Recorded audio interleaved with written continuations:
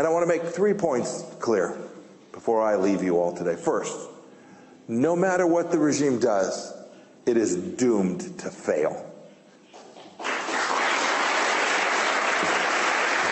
Second, and even as important, change in Iran can only be achieved by those who have been working toward it for decades, those who have paid the price for it, and contain the organizational structure to accomplish that objective.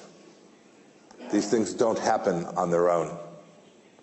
Finally, the future U.S. policy towards Iran has to be centered around support for this organized opposition and increasing pressure on the regime until it falls. And your supporters have organized rallies abroad, too.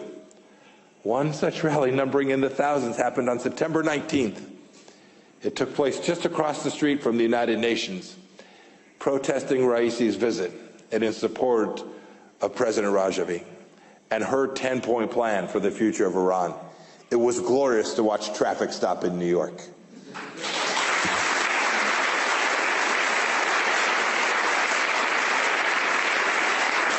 And speaking of absurd, $6 billion. $6 billion of appeasement.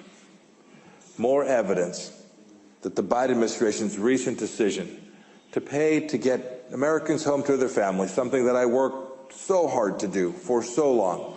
We got 58 Americans home during my time in the Trump administration. $6 billion. Claims abound that this money can only be used for humanitarian purposes. You should laugh there. Let's be clear. We know this. There is zero chance this money is going to benefit the Iranian people.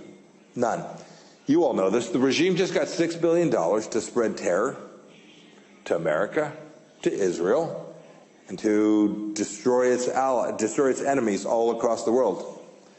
And it'll use this money to go after Iranian dissidents, both outside of the country and inside of the country.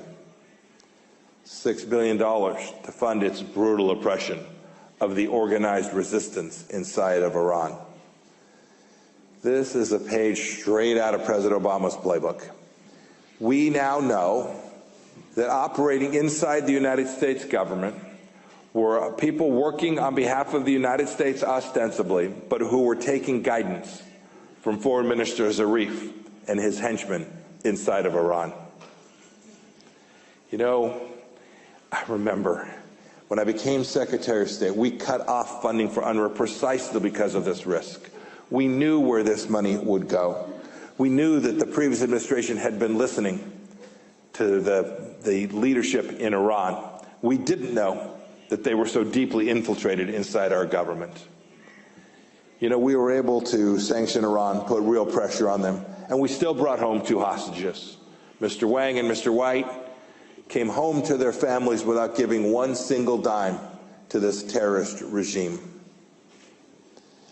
This policy to which we have returned, not just America, but large European powers as well, it's totally counterproductive.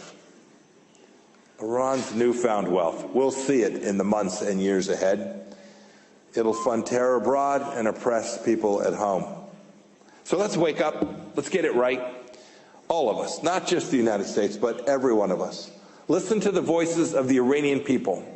In over 280 cities across all 31 provinces of Iran, they have rejected the ruling theocracy and made clear that the mullahs are not a permanent feature of this nation.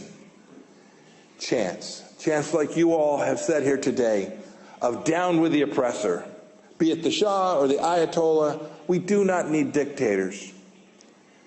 This should tell us everything we need to know about who we should be acting in support of. It could not be more morally clear. But sadly,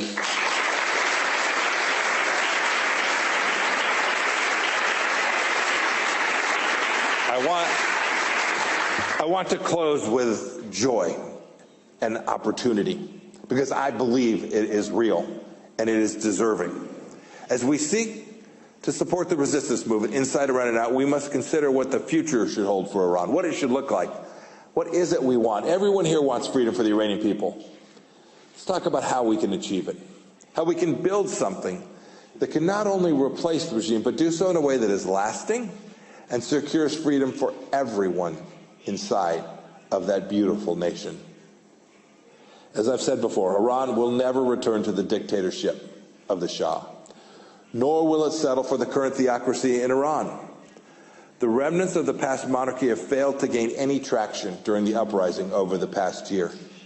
The Shah supporters were exposed when they heavily relied on collaboration with the IRGC. What Iran needs is something that looks and feels like the people in this room.